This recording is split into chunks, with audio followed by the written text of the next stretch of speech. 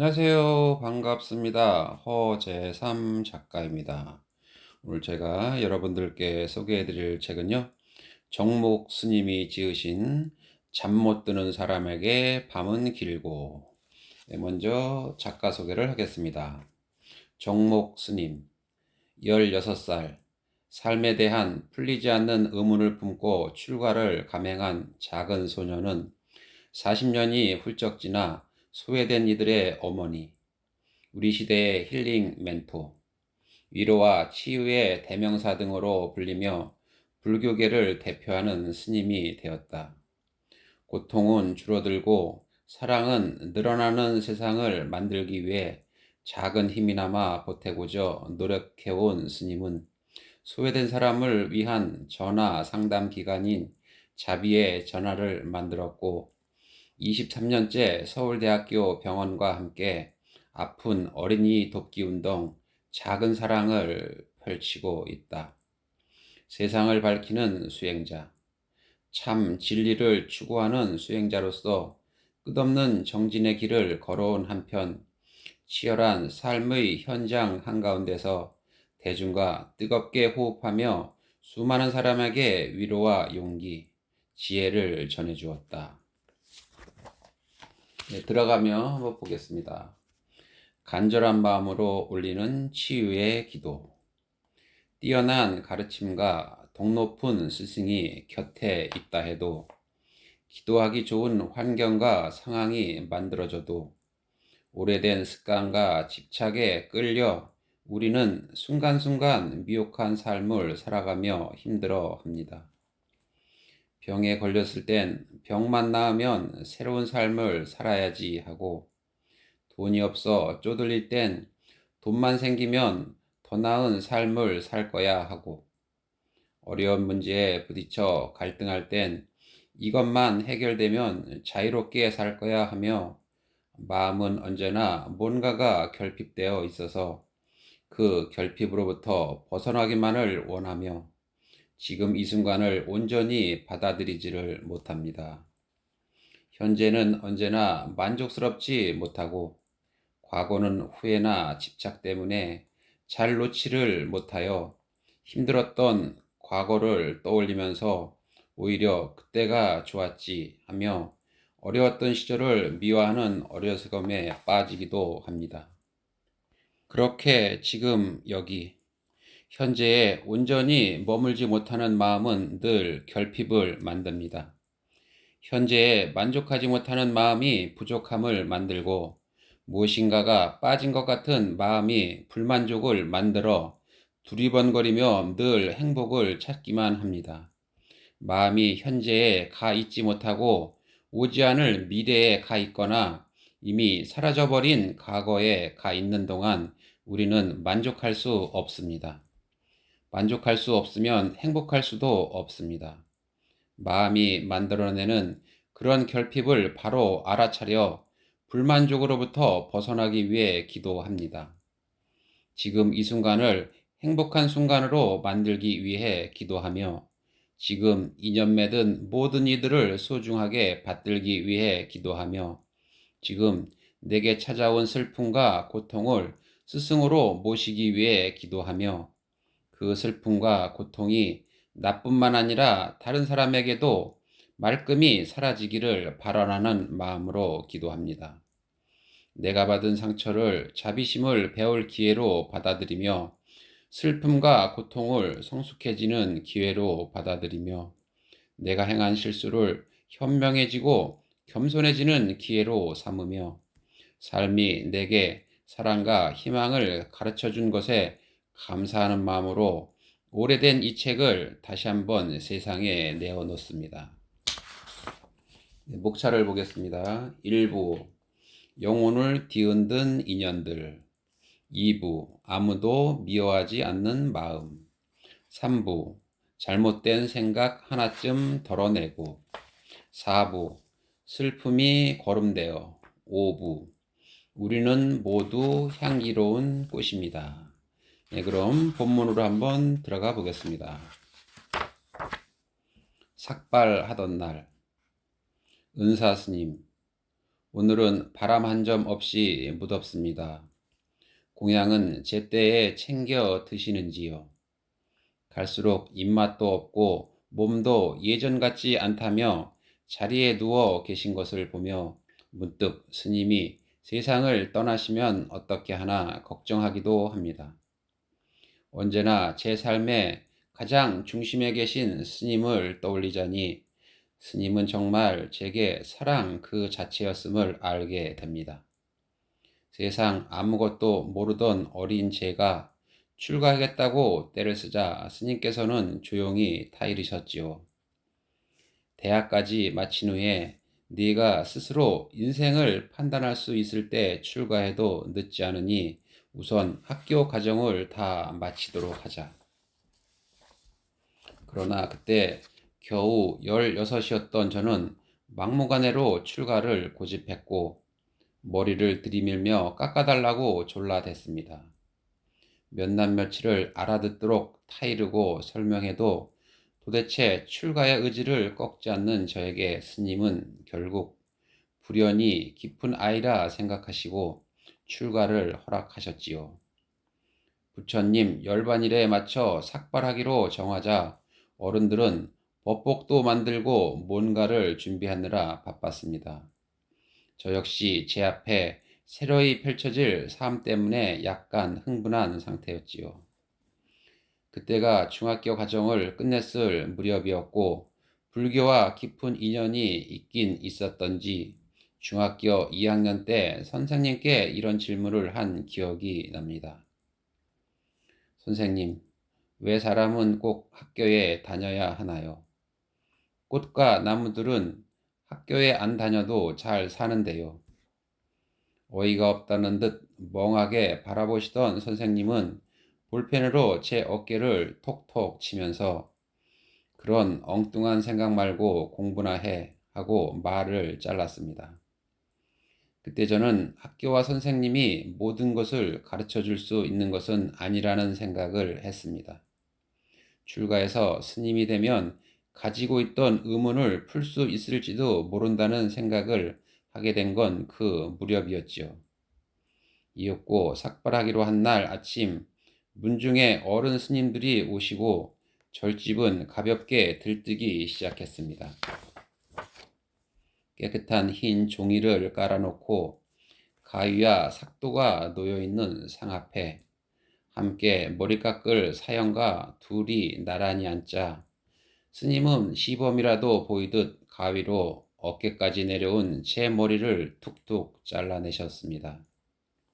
삭삭 머리카락 잘려나가는 소리가 경쾌하게 들려왔고 그 머리카락이 하얀 상위에 가지런히 놓였습니다. 그때 16살 철없는 저는 들뜨기만 했습니다. 가위질하던 손을 멈추고 스님이 하시던 말씀이 아직도 선명하게 기억납니다. 지금도 늦지 않았다. 생각이 바뀌었으면 말하거라. 머리 깎겠다는 저를 염려하는 눈빛으로 보시던 스님은 그렇게 마지막 기회라도 주시듯 말씀하셨지요. 돌이켜보면 그때까지 어린 나이였던 저는 그 순간 웃음을 터뜨렸습니다. 듬성듬성 머리가 다 잘려나간 마당에 그만두고 싶다고 어떻게 그만둘 수 있다는 건지. 한번 웃고 나니까 자꾸 웃음이 나왔습니다. 저는 머리카락이 잘려나갈 때마다 너무나 시원하여 옆에 앉은 사양과 달리 계속 싱글벙글 웃어댔습니다. 돌이켜보면 저는 정말 세상 모르는 철부지였고 사형은 조숙하고 감숙성 예민한 분이었지요. 이 머리카락은 무명초다. 없을무 밝을명 풀초의 무명초. 무명이란 어둠. 무지란 뜻이며 머리카락을 자르는 이 삭도는 지혜의 칼날이니 어둠을 베어버리고 지혜의 길을 가는 것이 바로 삭발의 의미임을 명심해라. 잘라낸 긴 머리를 한지에 싸 밀쳐둔 뒤 스님은 삭도를 집어들며 그렇게 말씀하셨습니다. 머리카락을 가위로 듬성듬성 자른 머리를 막 삭도로 밀려는 순간이었죠. 앞머리부터 깎으면 앞길이 훤해지고 뒷머리부터 깎으면 죽노릇을 잘하게 된다. 스님은 그렇게 말씀하시고는 앞머리부터 밀어주셨습니다. 앞길이 환하라고 축원을 내려주신 거죠. 삭발을 끝낸 뒤 법복을 갈아입은 저는 신바람이 나서 법당에 올라가서 부처님께 절하고 다시 스님들께 돌아가며 절을 올렸습니다. 법복을 어설프게 입은 채 날아갈 듯 좋아 싱글벙글 웃고 있는 제제 스님은 그제야 대견해하고 자랑스러워하는 눈길을 주셨지요. 꼭 안한 존재 같구나. 스님은 그때 그렇게 말씀하셨습니다. 스님 기억하시는지요? 삭발을 하고 채 반년이나 지났을까 싶던 무렵 제가 심한 몸살 감기에 걸려 몸이 불덩이처럼 달아오르고 정신이 희미해져 물 한 모금 못 마실 정도로 아팠던 적이 있지요. 너무 신경을 쓰고 몸이 허약해져 있으니 충분히 휴식을 취하고 잘 먹어야 합니다. 의사의 말을 들은 스님은 깜짝 놀라시며 어느 정도 허약하냐고 다시 물으셨지요. 병원에서 나와 절까지 걸어 올라가는 동안 스님은 제 손을 꼭 잡으며 말씀하셨습니다. 네가 신경 쓸 일이 뭐가 있느냐? 내가 이렇게 옆에 있는데. 너는 마음 푹 놓고 잘 먹고 잘 자라면 된다. 그날 스님은 동네 가까이 사는 어느 보살님께 속꼬리를 고아달라고 부탁하셨지요. 그러나 스님이 그렇게 지극히 정성을 들였는데도 저는 그 국을 도저히 삼키지 못하고 토해버렸습니다. 안타까워하며 스님은 몇 번이나 맛으로 먹지 말고 몸 생각해서 꼭 참고 마시라고 권하였지만 끝내 저는 그 국물을 마시지 못하고 말았지요. 그날 밤 끙끙 앓다가 잠이 든 저를 스님은 늦게까지 지키고 앉아 계셨습니다. 그때 제 손을 잡고 관세음보살, 관세음보살 하며 기도하시던 스님의 눈에 맺혀있던 눈물방울. 어린 나이에 머리를 깎은 제가 스님은 그토록 애처로우셨던 모양입니다. 눈을 뜬 제게 스님은 아가 아프지 마라. 어서 일어나야지. 일어나면 맛있는 거 사줄게. 뭘 사줄까? 하고 물으셨지요. 철없던 제가 그때 했던 대답을 스님은 아마 기억하지 못하실 겁니다. 아픈 와중에도 저는 대뜸 바카스요 하고 대답했습니다. 아파서 누워있는 아이가, 그것도 출가해서 머리까지 깎은 승려가 그 와중에 바카스가 먹고 싶다고 대답했던 걸 생각하면 얼마나 기가 차는지. 세월이 흐른 지금 그때를 떠올리면 스님도 아마 미소를 지으시리라 생각됩니다. 며칠 뒤 스님은 정말 바카스를 한 병 사주셨고 용돈까지 주셨지요. 16살 철부지 동자를 엄마가 아기 키우듯 보살펴 주시면서 스님은 그렇게 제게 끝없는 사랑을 쏟아 주셨습니다. 제가 아플 때 기도하시던 스님의 모습을 떠올리면 지금도 코끝이 찡해집니다. 그런 사랑을 받은 제가 스님께 뭘 해드렸나 생각하면 가슴 한끝이 아릿해 오기도 합니다. 자라는 동안 스님은 저희들에게 이런 말씀을 들려주셨지요. 아픈 환자를 돌보는 것이 공덕 중에 가장 큰 공덕이라 했으니 너희들도 살아가다가 누군가 아픈 이를 만나면 부모 형제를 돌보듯 해야 한다. 어쩌면 스님의 그런 가르침이 저를 한동안 병원에 있게 했는지도 모릅니다. 서울대학교 병원에서 환자들을 돌보던 시절, 제 가슴속엔 언제나 스님의 말씀이 메아리치고 있었습니다. 돌봐줄 자식이 없는 83세 할아버지가 병원에 입원해 계시던 일이 생각나는군요. 할아버지를 간병한 유일한 사람은 79세의 할머니였습니다. 두 분 다 노인 중에서도 상노인인데 한 분은 환자고 한 분은 보호자였으니 사실 누가 환자인지 모를 정도로 딱한 형편이었지요. 할머니 또한 관절염으로 고생하고 계셨고 할아버지는 하루에도 몇 차례씩 시트 위에 똥을 흘려놓곤 하시는 바람에 담당 간호사들이 매번 시트를 갈아줄 수도 없는 형편이었습니다. 병원 법당의 법사로서 병실을 매일 한 번씩 돌던 저는 빠뜨리지 않고 할아버지를 찾아갔는데 제가 병실 문을 열면 두 분은 반색을 하시며 시트를 갈아달라고 하셨지요. 입고 있던 승복 두루마기를 벗어젖히고 시트를 갈아드리고 몸도 깨끗이 닦아드리면 그분들은 그렇게 행복해할 수가 없었습니다. 그때마다 저는 또 스님을 떠올렸습니다. 어린 시절 제가 아플 때 스님이 보여주신 사랑의 힘, 저를 키워주신 스님의 사랑이 그분들 위로 겹쳐졌던 것입니다. 제가 오기를 매 순간 기다린다는 두 분의 주름진 얼굴을 볼 때마다 가슴이 아파왔습니다. 절에 가지 말고 함께 있으면 안 되느냐고 매달릴 때는 눈시울이 붉어졌습니다. 무슨 인연인지 할아버지의 임종을 저와 할머니 둘이 지키게 되었는데 다음날 난데없이 미국에 살고 있다는 할아버지의 자녀 셋이 들이닥치더군요. 그때까지 저는 그분들에게 자식이 있는 줄도 몰랐는데 말입니다. 참으로 야속하다는 생각이 들더군요. 아버지의 시신을 앞에 두고도 재산 이야기만 하는 그들을 보며 저는 명문대학이니 좋은 가문이니 하는 것들이 다 부질없다는 사실을 새삼 깨달았지요. 사람 몸으로 태어나기 어렵고 마음 씀씀이가 대장부 같기 어렵고 참된 진리 만나기는 더욱 어렵다 했는데 사람으로 태어났어도 사람 같지 않은 자들이 얼마나 많은지를 저는 세상 속에서 많이 보아왔습니다. 스님, 저 역시 젊은 날 스님 속을 많이 썩여드렸습니다.